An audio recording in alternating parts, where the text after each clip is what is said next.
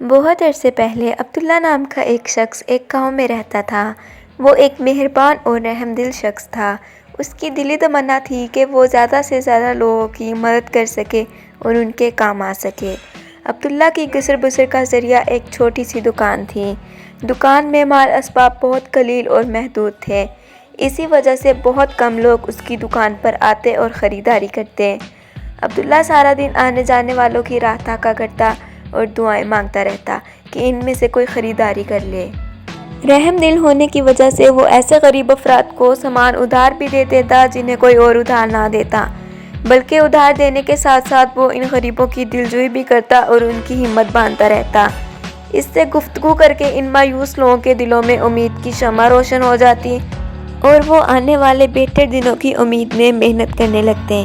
اسی وجہ سے دور دور تک کے لوگ یہ بات جانتے تھے کہ اس علاقے میں غریبوں کی آخری جائے پناہ عبداللہ کا گھر ہے۔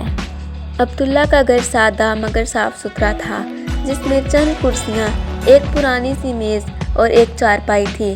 اتنی سادگی کے باوجود آنے والے مسافر اور غربا عبداللہ کی مہمان نوازی سے خوب لطف اندوز ہوتے۔ انہیں گھر میں ہر طرح خلوص اور مہربانی نظر آتی۔ ایک دن عبداللہ اپنی دکان کے باہر بیٹھا تھا کہ اس کی نظر ایک اجنبی پر پڑی۔ ایسا اجنبی جس کی پیشانی روشن، داڑھی سفید اور کمر خمیدہ تھی۔ وہ اجنبی آہستہ آہستہ یوں چل رہا تھا جیسے کسی پریشانی میں ہو اور اسے علم نہ ہو کہ وہ کہاں جانا چاہے۔ عبداللہ نے آگے بڑھ کر اجنبی کو سلام کیا اور پوچھا، آپ مجھے یہاں اجنبی دکھائی دیتے ہیں، مجھے بتائیے کیا میں آپ کی مدد کر سکتا ہوں؟ اجنبی شخص نے پریشانی کے عالم میں جواب دیا، میں اس قصبے سے گزر رہا تھا کہ میری رقم کھو گئی۔ اب مجھے کسی ایسی چیز کی تلاش ہے جہاں میں رات بسر کر سکوں اور تازہ دم ہو کر صبح اپنا سفر دوبارہ شروع کر سکوں۔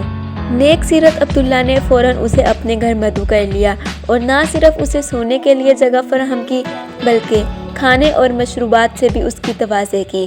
صبح روانگی کے وقت عبداللہ نے اس مسافر کو زادِ راہ کے طور پر کچھ رقم بھی دی اور توقع ظاہر کی کہ اس رقم سے وہ بآسانی اپنی منزل تک پہنچ جائے گا۔ مسافر نے شکریہ کے ساتھ رقم قبول کر لی، دوبارہ ملنے کا وعدہ کیا اور عبداللہ کو بہت سی دعائیں دیں کہ اللہ تعالیٰ اسے مزید نوازے تاکہ نہ صرف یہ کہ وہ لوگوں کی اور زیادہ مدد کر سکے بلکہ خود بھی ایک اچھی اور پرآسائش زندگی بسر کر سکے۔ مسافر کو رخصت کرنے کے بعد عبداللہ اپنی دکان پر آ بیٹھا۔ یہ ایک مصروف دن ثابت ہوا۔ خریداروں کا تانتا باندھا رہا اور عبداللہ کو سر کھجانے کی بھی فرصت نہ ملی۔ شام کو جب اس نے دکان بند کی تو اسے اندازہ ہوا کہ اس کا منافع اس رقم سے 2 گنا ہے جو اس نے اجنبی شخص کو دی تھی۔ اگلے دن کا منافع اس سے بھی زیادہ تھا۔ عبداللہ نے اس دن بھی بہت بھاری منافع کمایا۔ اسی طرح ہر گزرتا دن عبداللہ کے لیے زیادہ منافع بخش ثابت ہوا۔ اس کی دکان بڑی اور خوبصورت ہوتی چلی گئی۔ اس نے مختلف لوگوں کو اس بڑھتے ہوئے کاروبار کو سنبھالنے کے لیے ملازم رکھا، لیکن اس سب کے باوجود لوگوں کا دکان پر رش سنبھالے نہیں سنبھلتا تھا۔ لوگ تھے کہ صرف اسی اسٹور سے خریداری کرنا پسند کرتے۔ جلد ہی عبداللہ کی چھوٹی سی دکان سپر سٹورز کے ایک بڑے سلسلے میں تبدیل ہو گئی جس میں سینکڑوں ملازمین کام کرتے تھے۔ اب عبداللہ کے پاس اتنا وقت نہیں ہوتا تھا کہ اسٹور کے باہر کھڑا ہو کر آنے جانے والے کو دیکھے اور ان سے بات چیت کرے، بلکہ اسے تو اسٹور سے کچھ دیر اپنا علیحدہ دفتر بنانا پڑا تاکہ وہ اسٹور کی گہما گہمی اور شور و غل سے دور رہتے ہوئے اپنے بڑھتے ہوئے کاروبار کو سنبھالنے کے لیے مزید پلاننگ کر سکے۔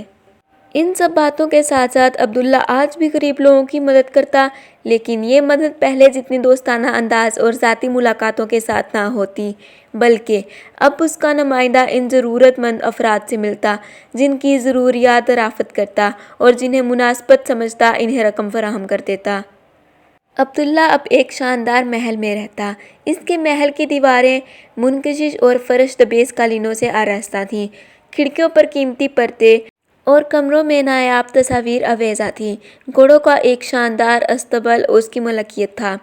اس کی بیوی کو بھی اب گھر کے کام کاج کرنے کے لیے کئی ملازموں کی سہولت میسر تھی، لیکن ان سہولتوں کے باوجود عبداللہ اب مہمانوں اور مسافروں کو اپنے گھر پر نہیں ٹھہراتا تھا کیونکہ وہ اپنے کاروبار کی دیکھ بھال میں بہت مصروف رہتا۔ ایک دن عبداللہ کو ایک دوسرے شہر میں جانا پڑا۔ وہاں اسے ایک آئینہ نظر آیا۔ ان دنوں آئینے نایاب اور بہت قیمتی ہوا کرتے تھے۔ عبداللہ نے وہ آئینہ منہ مانگی قیمت پر خرید لیا اور اسے اپنے محل میں ایک نمایاں جگہ پر لگا دیا۔ عبداللہ کو یہ آئینہ بہت پسند آیا۔ اپنی غربت کے دنوں میں تو وہ چھوٹے سے آئینے کو خریدنے کی بھی استطاعت نہیں رکھتا تھا، اور اب اس کے پاس ایسا آئینہ تھا جو پورے علاقے میں کسی کے پاس نہیں تھا۔ عبداللہ روزانہ صبح سویرے تیار ہوتا، قیمتی کپڑے پہنتا اور آئینے کے سامنے کھڑے ہو کر اپنا عکس دیکھتا اور خوش ہوتا۔ اسے اور اس کے بیوی بچوں کو بھی اب تمام اعمال اور اسباب میں سے یہ آئینہ زیادہ پسند تھا۔ اسی طرح وہ تمام آنے جانے والوں کو یہ آئینہ بہت ناز سے دکھاتا اور داد وصول کرتا۔ ایک دن وہی اجنبی مسافر جس کے آنے کے بعد عبداللہ کے دن پھرے تھے اسے ملنے آ پہنچا۔ وہ قصبے میں پہنچا اور عبداللہ سے ملنے کی خواہش ظاہر کی۔ لوگوں نے اسے عبداللہ کی سیکرٹری کے پاس بھجوا دیا، جہاں اسے بتایا گیا کہ عبداللہ اپائنٹمنٹ کے بغیر کسی سے نہیں ملتا، اور چونکہ اجنبی شخص کے پاس پہلے سے طے شدہ اپائنٹمنٹ نہیں تھی اس لیے وہ عبداللہ سے نہیں مل سکتا۔ تاہم اگر اجنبی شخص کو کوئی مسئلہ یا مشکل درپیش ہے تو اسے سیکرٹری کے ذریعے حل کیا جا سکتا ہے۔ اجنبی شخص نے بتایا کہ وہ ایک استاد ہے اور اس سے پہلے بھی عبداللہ سے مل چکا ہے اور اب دوبارہ مل کر پرانی یادیں تازہ کرنا چاہتا ہے۔ سیکرٹری نے کہا کہ اگر اسے رقم یا کسی اور طرح کی مدد کی ضرورت ہے تو بتائے، لیکن اجنبی شخص نے اصرار کیا کہ اسے ہر حال میں عبداللہ سے ہی ملنا ہے۔ اسی تکرار میں عبداللہ وہاں آ پہنچا اور اس نے اس معمر شخص کو پہچان لیا جس کی دعا نے اسے اتنی ترقی دی۔ عبداللہ فوراً اسے اپنے دفتر لے گیا اور اس کی تواضع کی۔ اجنبی شخص نے افسردگی سے عبداللہ سے پوچھا، تمہیں کیا ہو گیا ہے؟ پچھلے سال جب میں تمہیں ملا تھا اور تمہیں دعا دی تھی تو اس وقت تم انتہائی مہربان، رحم دل اور ملسنار شخص تھے، جبکہ آج تمہیں ملنا ہی بہت مشکل ہو گیا ہے۔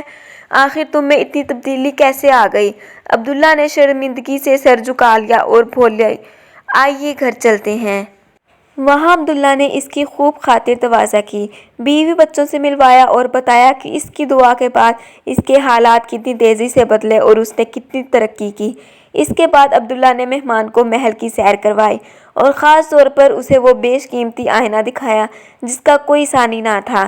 اس آئینے کو دیکھیے، یہ فن کا شاہکار ہے، ملاحظہ کریں یہ کتنے خوبصورت اور مکمل انداز میں ہر چیز کا عکس دکھاتا ہے۔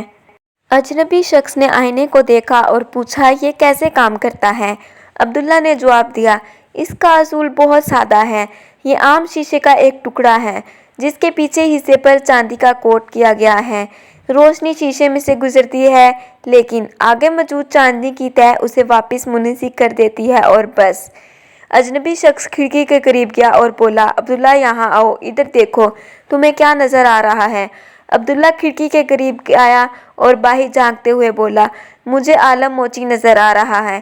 یہ کافی غریب آدمی ہے اور بڑی مشکل سے اپنا گزارا کرتا ہے۔ اس کے ساتھ جو شخص چل رہا ہے وہ امجد کمہار ہے۔ اس کی بیوی اکثر میرے اسٹور سے ادھار سامان لے کے جاتی ہے۔ ان کے تھوڑا پیچھے اسلم کی والدہ آ رہی ہے۔ یہ کافی بیمار رہتی ہے اور اکثر مجھ سے رقم ادھار لیتی رہتی ہیں۔ اجنبی شخص آئینے کے قریب آیا اور بولا، عبداللہ اب یہاں آئینے کے سامنے آؤ اور بتاؤ تمہیں کیا نظر آ رہا ہے؟ میں اپنے آپ کو انتہائی خوبصورت اور قیمتی کپڑوں میں ملبوس ایک شاندار کمرے میں دیکھتا ہوں۔ آہ عبداللہ، کیا تمہیں اس فرق کا پتہ چلا جو کھڑکی کے شیشے سے دیکھنے اور آئینے میں دیکھنے میں ہے؟ جب چاندنی تمہاری آنکھوں کو ڈھانپ لیتی ہے تو تمہیں صرف اپنا آپ دکھائی دیتا ہے۔ میں نے تمہیں جو دعا دی تھی وہ تمہارے نرم دل اور بصیرت کی وجہ سے دی تھی۔ میرا خیال تھا کہ اپنی نیک طبیعت کی وجہ سے تم ہمیشہ دوسروں کی مدد کرنے میں لگے رہو گے، لیکن تمہاری آنکھوں کو چاندنی نے ڈھانپ لیا ہے۔ محترم، میں شرمندہ ہوں۔ اب مجھے کیا کرنا چاہیے؟ صرف آئینے سے چاندنی کو اتارنا ہوگا تو تمہیں اپنے ماضی کو دیکھ پاؤ گے۔ عبداللہ نے چاقو پکڑا اور اپنے سب سے پسندیدہ قیمتی نایاب آئینے کی چاندی کھرچ ڈالی۔ اب تم خود بھی خوش رہو گے اور دوسروں کو بھی خوش رکھ سکو گے، اجنبی شخص نے طامعیت سے کہا۔ ہم بھی اسی صورت خوش رہ سکتے ہیں اگر چاندی ہماری آنکھوں کو نہ ڈھانپے پائے اور ہم دوسروں کو خوش رکھیں۔ اگر آپ کو ہماری ویڈیو اچھی لگی ہے تو لائک کریں، کمنٹ کریں اور ہمارے چینل کو سبسکرائب کریں۔ شکریہ۔